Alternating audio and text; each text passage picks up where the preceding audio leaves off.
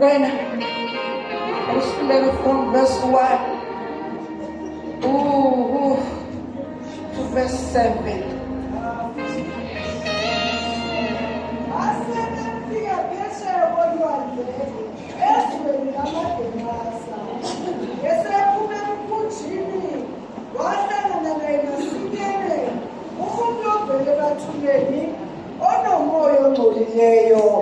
Wayehlala emathuneni kungasekho umuntu ongamqopha nangeketanga ngokuba wayeseboshwe kaningi ngawozankosi nangamaketanga kepha amaketanga ayegashulwe nguye nawozankosi babephuliwe kungekho ngoyedwa enamandla okumthambisa. Ngesikhathi sonke suku nemini wayesemathuneni nasezintabeni ememeza ezilimaza ngamatshe. Wathi ubambona uJesu esekude wagijima wakhuleka kuye. Wayesememeza ngezwi elikhulu ethi, namsebenzi muni nawe Jesu, ndodana kaNkulunkulu ophezu konke, ngikufungisa uNkulunkulu ungamhluphi. Ngokuba wathi kuye, phuma kulo muntu moya ongcolileyo. Wayesembuza ethi, ngubani igama lakho? Wathi, nginguLegiyoni igama lami, ngokuba sibaningi. Wamncenga kakhulu ukuba angambukisi kulelo zwe. Cela sifundele u-23 uyosigcinela ku-30. Wamncenga kakhulu wathi, indodakazi yami siyayelela, ake uze ubeke izandla phezu kwayo ukuba isindiswe iphile. Wahamba naye, isiqubu esikhulu samlandela samcindezela. Owesifazane owayenomopho iminyaka 12 ehluphekile ngokuningi ezinyangeni eziningi, echithile konke ayenako engasizakalanga ngalutho, kodwa kwayilokhu kuqhubeka. Esezwile ngoJesu weza esixukwini ngasemva wathinta ingubo yakhe, ngokuba wathi, uma ngathinta nje izingubo zakhe ngizakusindiswa. Wanqamuka masinyane umthombo wegazi lakhe, wezwe emzimbeni wakhe ukuthi uphulukile enhluphekweni yakhe. Walele ukuzwa uJesu phakathi kwakhe ukuthi amandla aphumule kuye. Waphendula esiqubwini wathi, ngubani othinta izingubo zami na? 33 and 34. Khona owesifazane esaba ethuthumela azokwenzekile kuye, weza waziphonsa phambi kwakhe wamtshela iqiniso lonke. Wayesithi kuye, ndodakazi, ukukholwa kwakho kukusindisile. Hamba ube nokuthula, usuphulukile enhluphekweni yakho. Haleluya. Ngambuli siphiwe sicela usicela isibusiso. Owethongwele noyise kaJesu Nkosi yethu. Your word is alive. Your word is powerful. Your word lisinga ngobumnyama bubaleke. For in your presence, oh God, there is liberty. In your presence, oh God, there is deliverance. Welcome even in this hour to approach your throne, for you are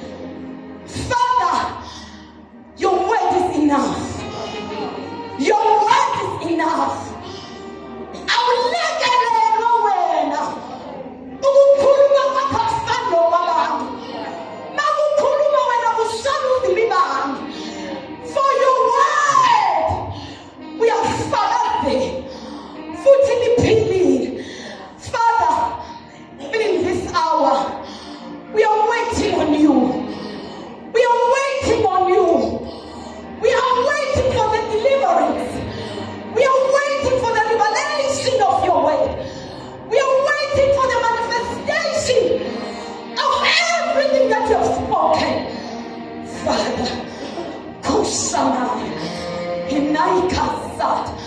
Unamakasitaya. Enamayanga nimakasit.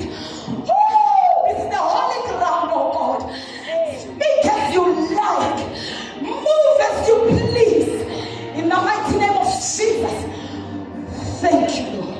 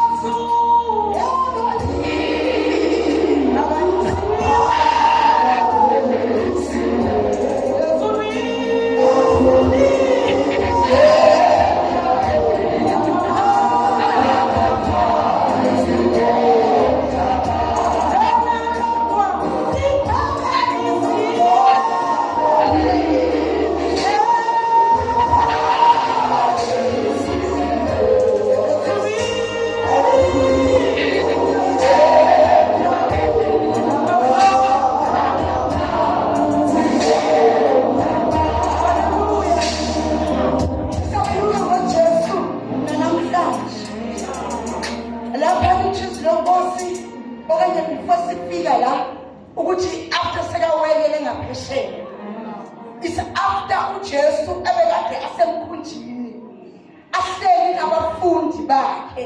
Hallelujah. Lithi lenkosi basemkhunjini savuka isivunguvungu. Hallelujah.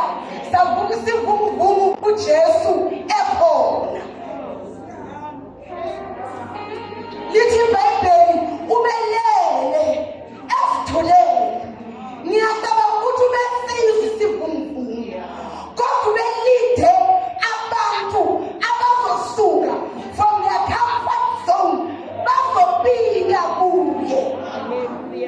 Sisemkhunjini nathi njengoba sisela. Kodwa isivunguvungu sivukile. Savuka uJesu ekhona. Ukhuluma nokubalisa akuzukuthulisa isivunguvungu.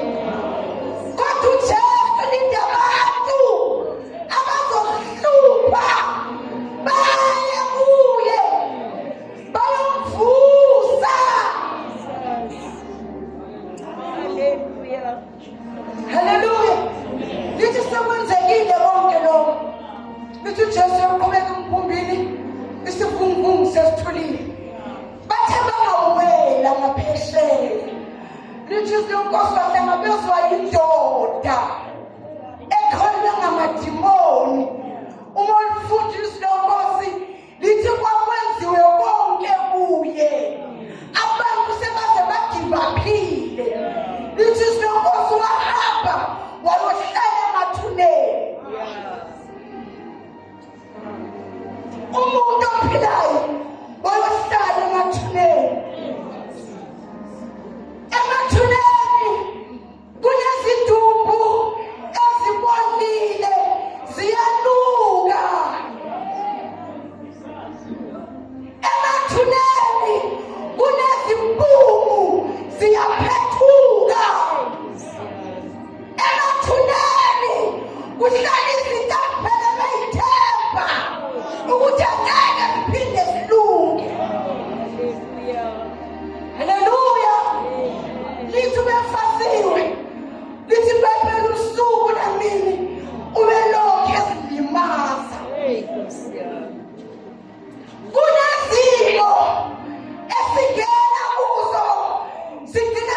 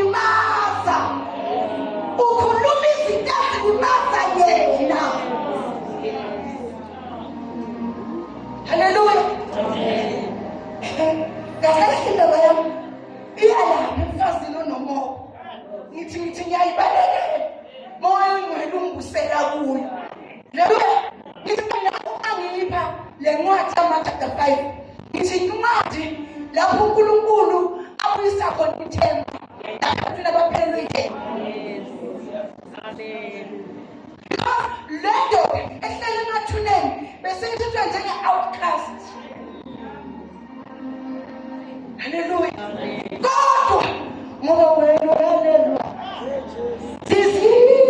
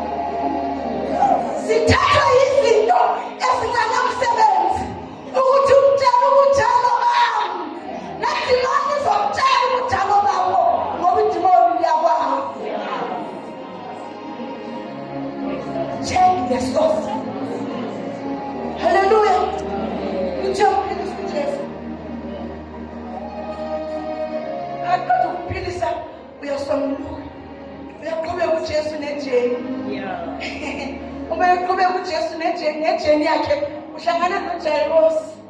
Yebo uJesu uyazihambela. uJairos naye uxakekile. Uyafika kuJesu uthi indodakazi yami iyagula.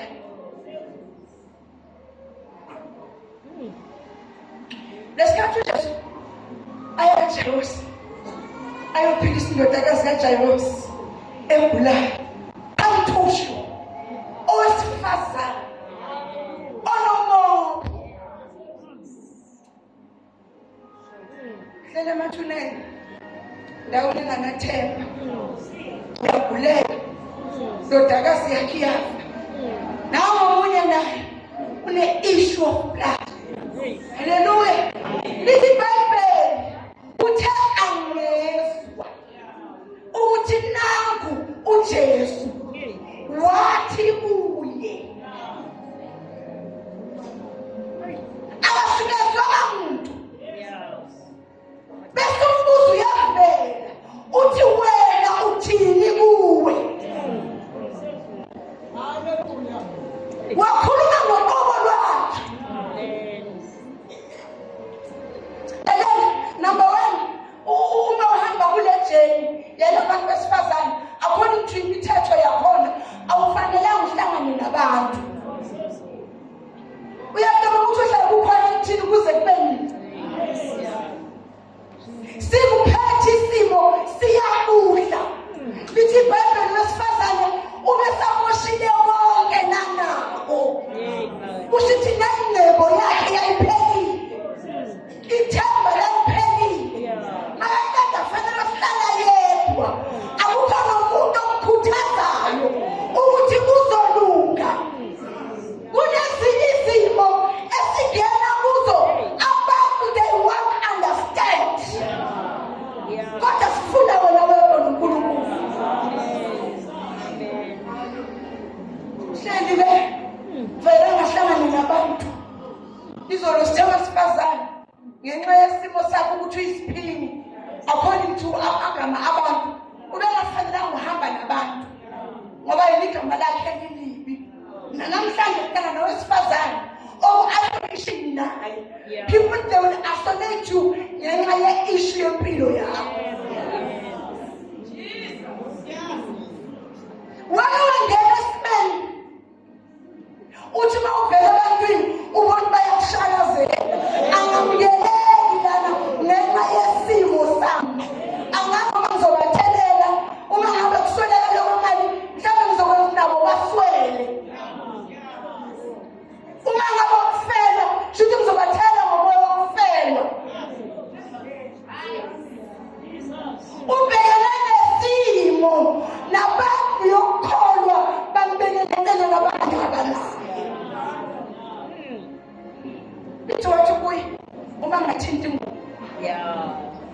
Uyabona ukuthi wesifazane ubesaba nokuthi avele ngoba manje akuvela ngahlangane nabantu lithi iBhayibheli wakhaza. Lesikhathi bachayisana ngamakhanda phezulu. Impendulo zethu zisemadolweni. Lithi wakhaza. Indlela yokuJesu isemadolweni. Lithi wafika wathinta. Wathinta ngokholwa. Ukuthi Inkosi amangelele ebantwini.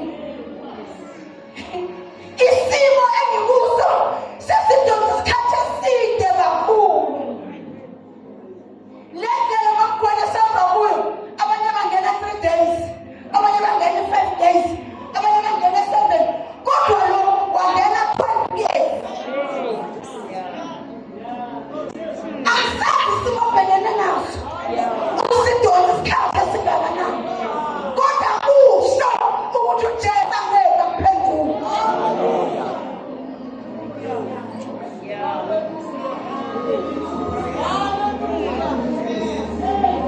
Bafastile, bazile ukudla bathandaza. Wayebathendela kakhulu. Wayekukodolekele nasezazini phambi konke. Wasizakala ngalutho. Ngizothi kuwe, God's timing is always perfect.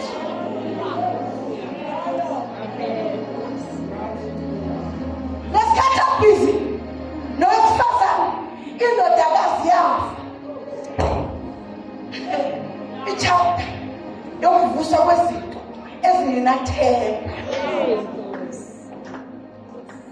Bafundile abanye bathi babaqeda bathola umsebenzi.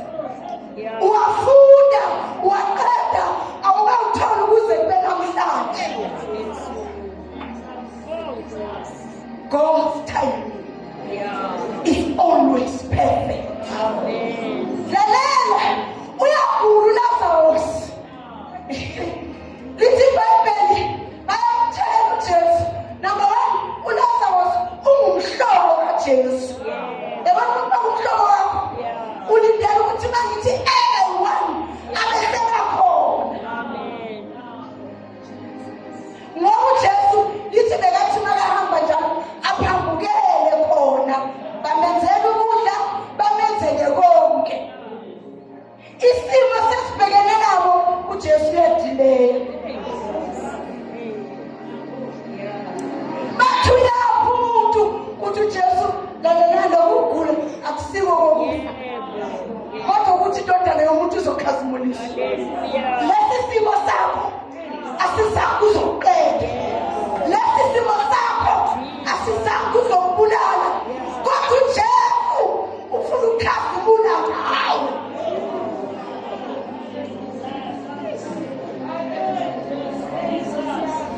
Uyabona namhlanje? Ngiyakwazi ukuthi uJesu kuthi aboLazarus bavuswa, kuthi owesifazane wabekezela, kodwa uJesu waze wafika. Thina sihlulwa into eyodwa, sihlulwa ukubekezela. Sithenjiwe emazulwini because sinikiwe amandla wokuma.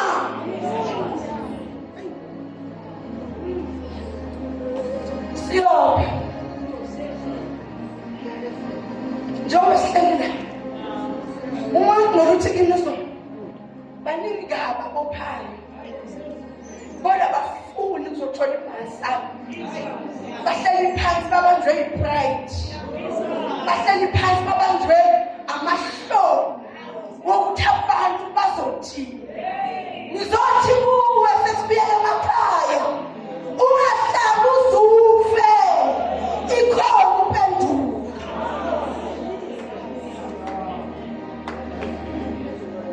Siyopha sobizwa izimo ezingafani. Nesikhathi sethu sokopha asilingani. Ulokuthenjiwe emazulwini.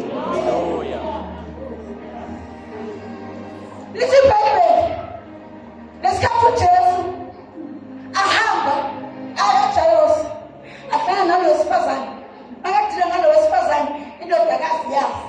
Lesikhathi bamtshela ukuthi indodakazi ifile, uthi uJesu fear not. Yeah. Yes. Just believe. Yeah. Lord's father, she kept the faith. Ingasekhinto ethikolwa. She kept the faith. Impilo yakhe against her, but she kept the faith. Hallelujah. Lord's father, she kept the faith. But she kept the faith. Hallelujah. Sister Mary Macau. Sibhekene nezimo. Abantu bakhathele. Nawe usithandazele. Bona ngizokuncenga ukuthi asilahlekele zonke izinto. Keep the faith.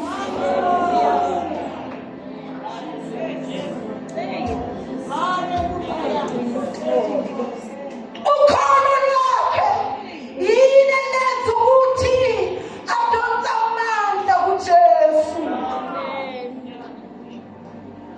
Amandla awadonsa kuJesu awadonsa umthandazo omude, but the faith. Litho Jesu wathi uba nomthintile. Dala abantu kasaba nokuthi bazongigcoba ngamandla ukuthi wena wahlanganyela nathi ngoba awufuneki. Litho thangavela kuJesu ethuthumela. uJesu bakamu-addressa akamu-addressanga njenge-outcast. Yeah. Kodwa uJesu wambiza ngendodakazi. Yes. Wamnikeza i-identity ebekade mlahlekele ngenxa yesimo.